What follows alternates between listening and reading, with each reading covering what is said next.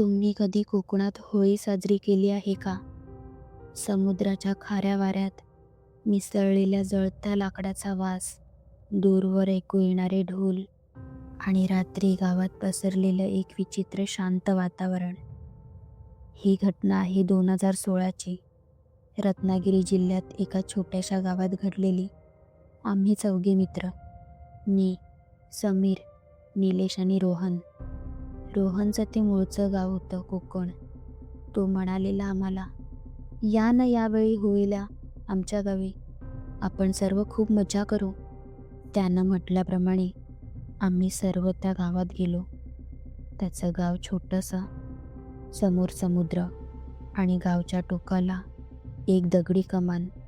त्याला तिथे वेस म्हणायचे.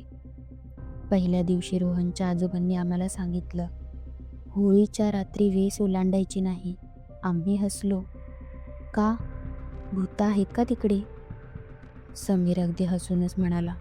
त्यावर आजोबा काही हसले नाही, फक्त एवढेच म्हणाले, तिकडे समुद्र आहे. समुद्र नेहमीसारखा नसतो. रात्री होळी पेटली. गावकरी नाचत होते. ढोलाचा आवाज इतका मोठा होता की छाती धडधडत होती. साधारण 11-11:30 वाजले असतील. आम्ही चौघे थोडे साईडला बसलो होतो. तेवढ्यात ना मला निलेश म्हणाला, चला ना वेशी पलीकडे जाऊन बघूया काय आहे तिथे.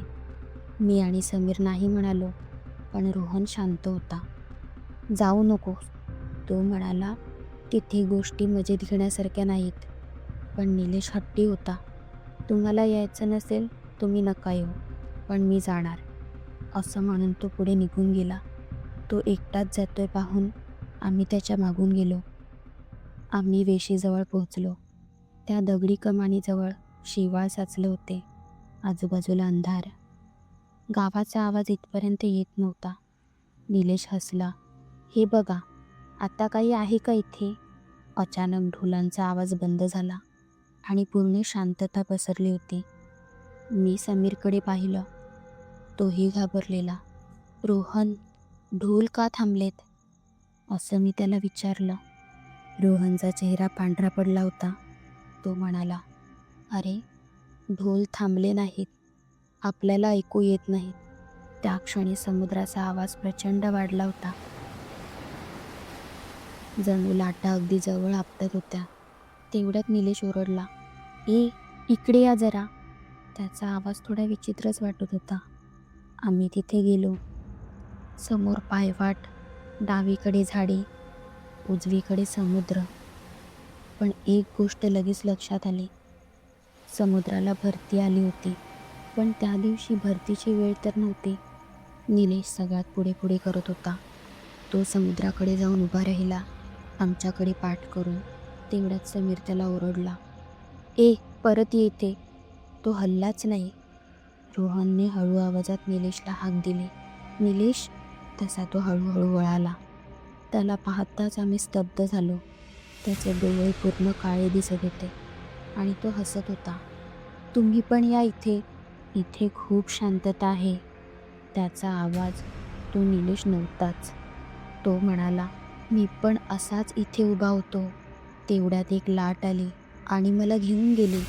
तुम्हाला बघायचं आहे का कसं?